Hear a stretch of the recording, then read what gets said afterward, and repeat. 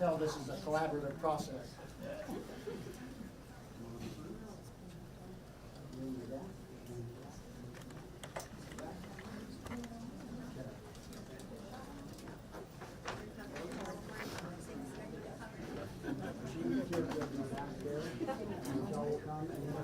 You all would come to this group. Okay, yeah, that's right. Everybody shifts over. Now you stay in the same spot. And yes, if you'll go over. I think we need to back up and give them this one. Yes, you're right there.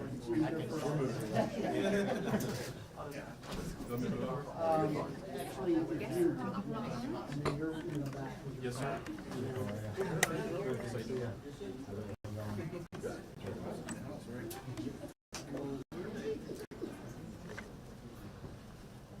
All right, we're going to make this work. Is everybody ready? We'll call the leader.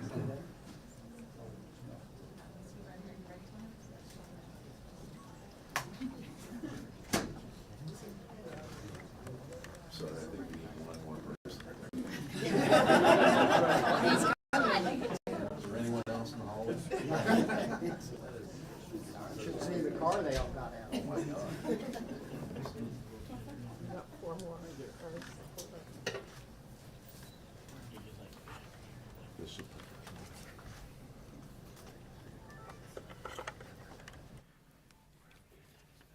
Hello, everyone. Thank you for being with us today. You know, I do a lot of press conferences from behind this podium, but this is the first time in the history of the Sheriff's Office that we've ever had an event such as this. Now, I want you to think about this for a minute. This is a historic occasion where all of these mental health providers have come together to make a positive difference. And I want to give you some history of how we all came together. As a law enforcement officer and certainly as a sheriff, one of the most meaningful things that ever happened to me was to be appointed to the Marjorie Stoneman Douglas Commission to investigate the horrible, horrible murder of those beautiful children at school. And we sat through not only hours, but hundreds of hours of testimony, and there was a common denominator and theme that I received from this. And the theme was that there were silos in our system. There were silos that had never been broken, were not going to be broken as long as we continued to think the way that we thought, because that's the way we were all raised. What we found with that horrible shooter, and I won't use his name, is he received an incredible amount of mental health services throughout his life.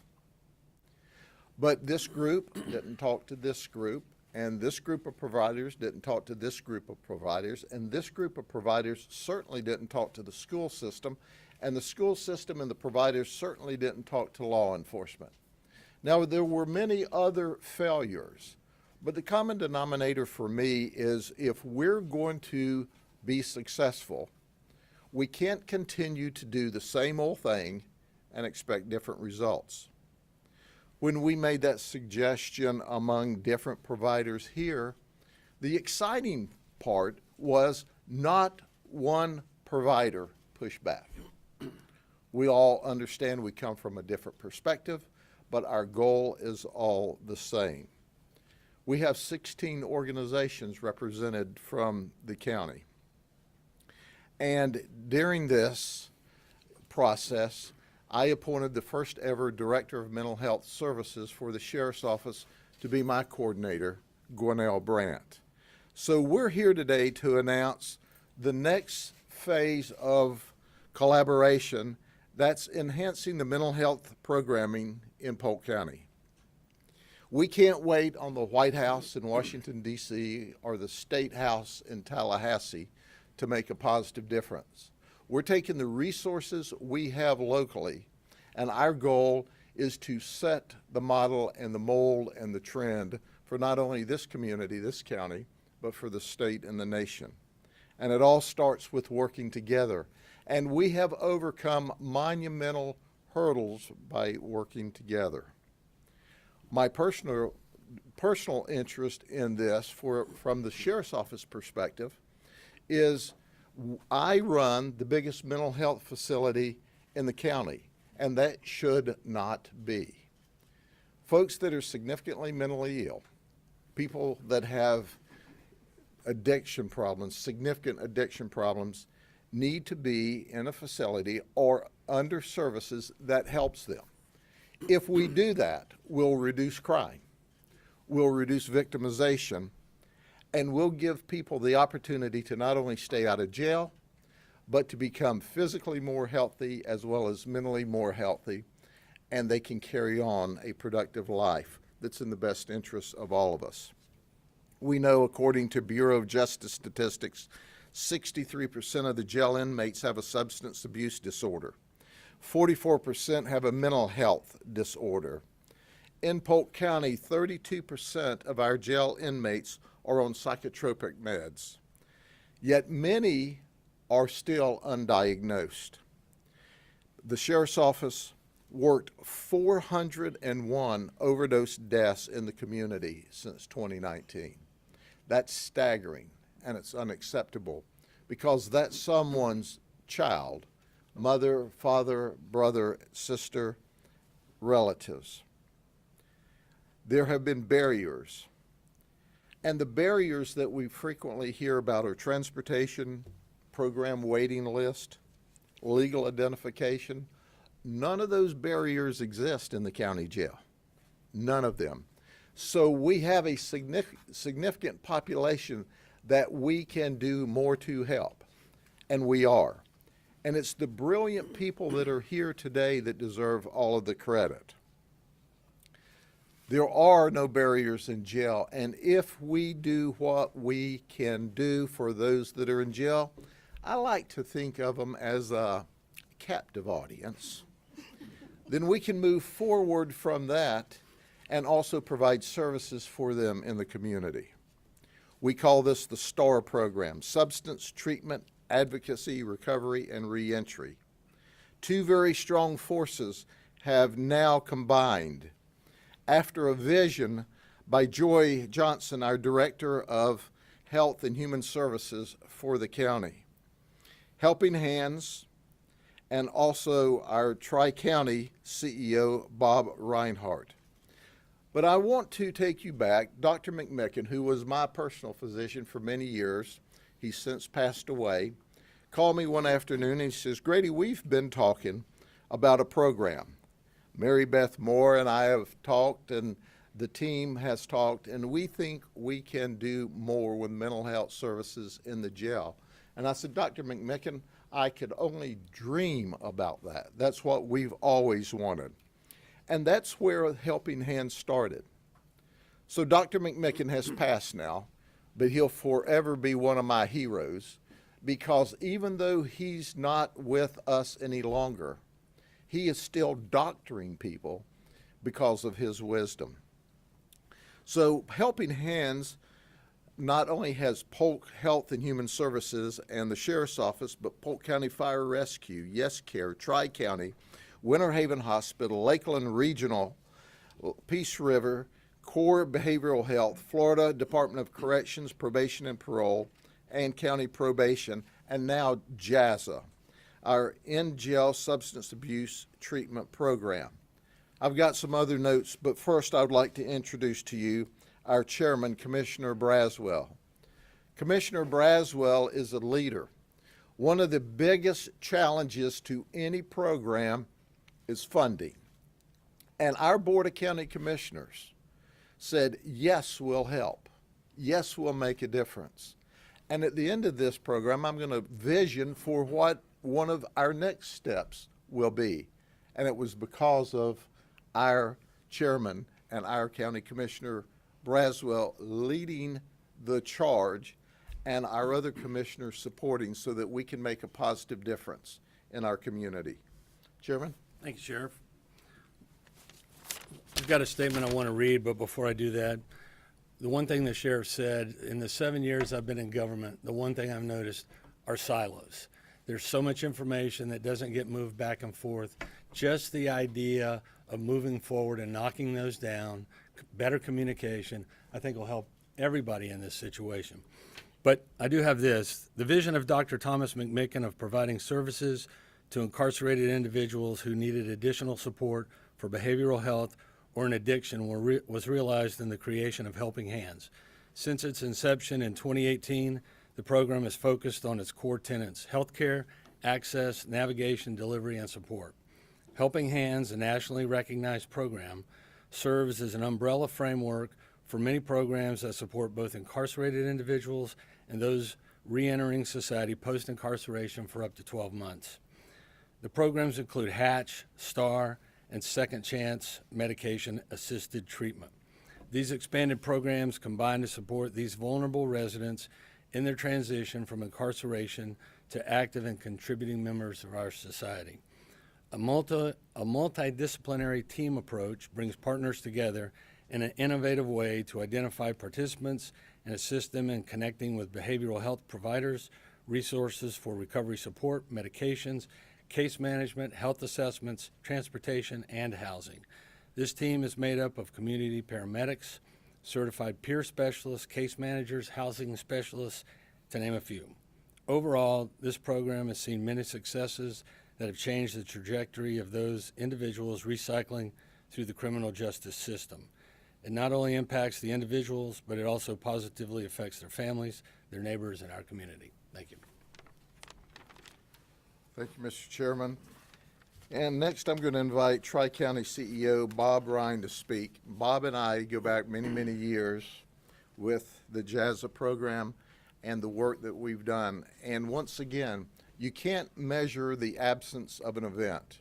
So when you look at all the people that all of these folks represent that we've helped in the community, what you don't see is the ones that they've helped that have stayed out of trouble, that have put their life back together, or that never got into trouble because they were there.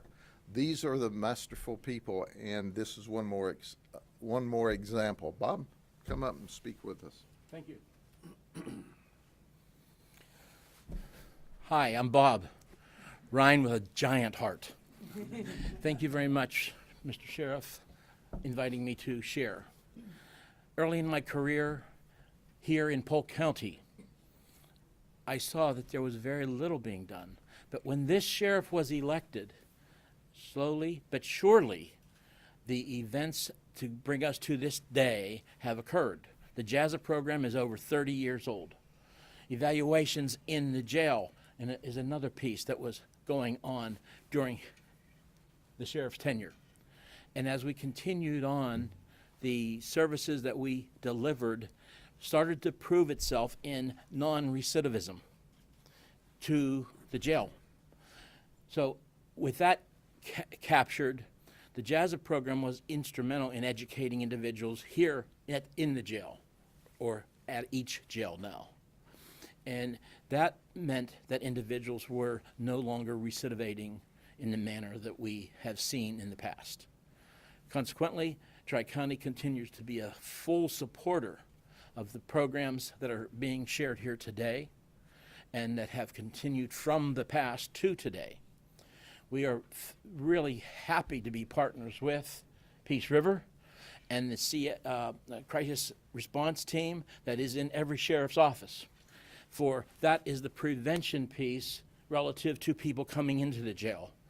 And if they get past that point, then they come to the jail and we work with the folks in the jail from a mental health perspective now as well as the substance use.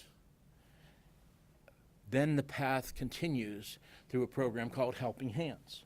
And Helping Hands has been an extremely successful program in helping individuals move through services in the community that are waiting for them to be obtained. So I thank the Sheriff's Office, Mr. Sheriff, the county, for having made this possible. And you too, Joy, wherever you stand here. I know you're here. So thank you very much, and that's about all I have to say. Thank you.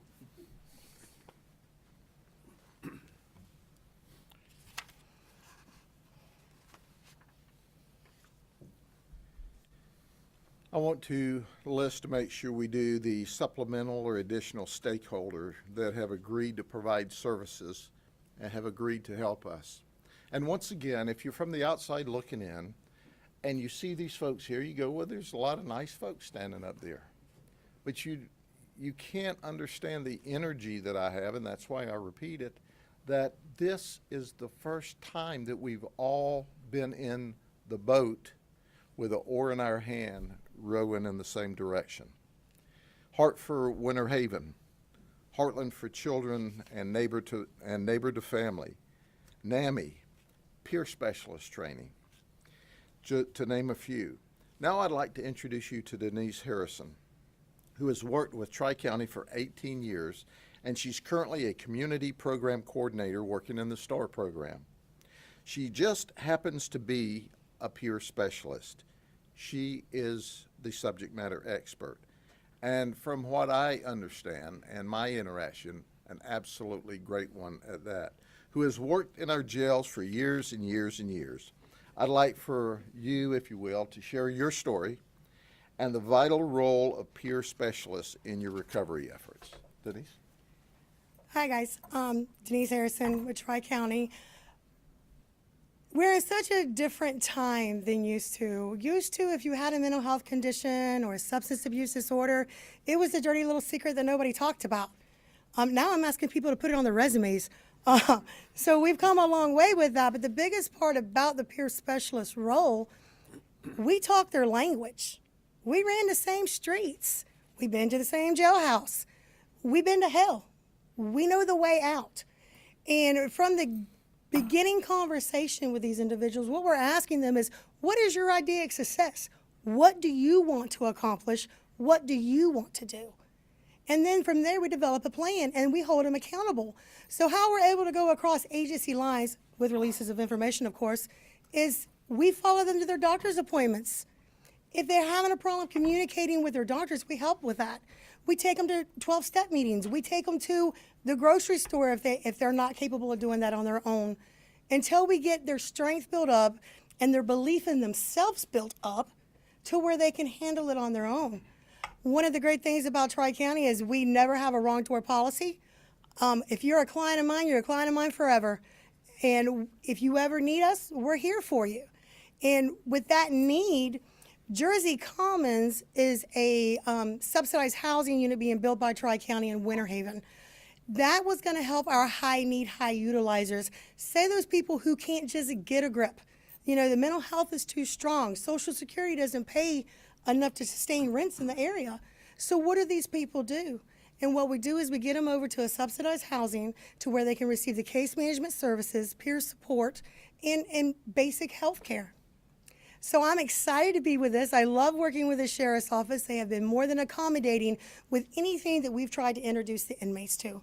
I have not been told absolutely no on anything, and I do ask a lot of favors, but whatever they can do to assist, they're with it. And that is huge. And working with Cove and Sheriff's Office and the community paramedics, I mean, this is a dream come true. And our numbers don't lie. When you see what that additional support can add to these folks, they can do amazing things. They just need a little extra support. Thanks. Thank you very much. As you can see, we have the right people and the right organizations rowing together. And this is just the beginning. I'd like to mention Polk Vision that did a research project. And Polk Vision focused on what the community needed as far as mental health services. And this is all about wraparound services. This is all about 360. I can remember back in the day when they said, hey, we need crisis intervention training for at least a deputy or a police officer on each shift. As I looked into the project, I said, no, we need everyone trained. In the beginning, I actually had one of the mental health teams that was eager to help us come back and say, Sheriff, that's overkill. We only need one or two a shift. And I said, no, we need everybody trained. Today, every deputy, every detention deputy, everyone who works in our communications center is certified in CIT. and it's made a positive difference. Now let's fast forward. Just recently, they came out and said, hey, we need everyone trained. And we were ahead of that. We asked the police chiefs to join us several years ago so that all of their officers could be trained. And they said, sure. So the training we provide now is not just for the sheriff's office, but our police officers as well. It's our vision. It's our vision in Polk. We are currently working on another project, on a pilot project that's going to offer alternatives to mental health sentencing for individuals with serious mental health issues. We know that when people commit crime and they receive probation, or they commit crime and they're sent to jail, if they don't have the resources and the help, then they can't get better. I've talked with the state attorney, the public defender, the chief judge, and we're working on a project now, in addition to all the work in the community that these folks do independent of the jail. We're working on a program now that we're going to roll out this spring, whereby when people find themselves in trouble, that they're given the opportunity to have a probation, and will provide the medication and the counseling for them so that they don't commit crime, they don't come back into the system, and they are able to provide for their family. That's something they have to volunteer to do. But at the end of the day, we can't wait around for someone else to solve the problem. That's why we're all here today. So on behalf of the men and women of the Sheriff's Office, I thank all of our community providers. You mean so much to us. I wish God's greatest blessing on each of you as you do God's work. And we look out for those that without help, without medicine, without mental health counseling, they just can't stay out of trouble, or they just can't flourish on their own without support. Now, what we don't see, once again, are the ones that they've already helped. But we have a group of people that come into the jail every day, and our goal is to break that chain of conduct through helping their mental health issues. Thank you very much. Have a good afternoon, okay? Explain how mental health help at the jail looked last year compared to the way it's going to look going forward. Well, we have had an increase in helping those with mental health issues over time. But historically, none of us have ever had the system in place that we want. And we had different groups that would come in, from volunteer groups to our JAZA program that the county paid for, to Helping Hands that we put in place several years ago. Well, now JAZA and Helping Hands are going to join hands, and we are coordinating, as I guess the best way. We're coordinating our efforts. We're breaking down the silos, and we're saying, hey, we've got to all work together if we're going to make a positive difference in our community. Our crime's at a 51-year low, and we could just be satisfied with that because it is a remarkably low crime rate, but we're not satisfied. We want to improve the health, the physical health, the mental health of those that are in our community and our society. We are seeing a need, and we're all together filling that need. But once again, if it weren't for our Board of County Commissioners that are stepping up for us, as well as all of our providers that are going above and beyond, we're outside of our comfort zone. We're visioning a new normal so that we can do our very best to, one, cause our population in the jail to go down, two, make our community even safer, three, help those that struggle with mental health issues and drug addiction issues and cannot overcome that by themselves. We think it's a win-win for everybody. Are you adding more counselors at the jail? You see what we have here today? I believe we have, okay? Thank y'all very much.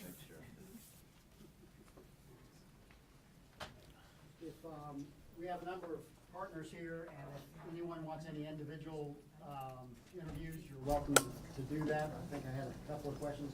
Also, I don't know if we have any Spanish speakers in our room now, but we have had one request for a Spanish-speaking person if you'd like to talk about the importance of mental health. That's where we are. Thank you.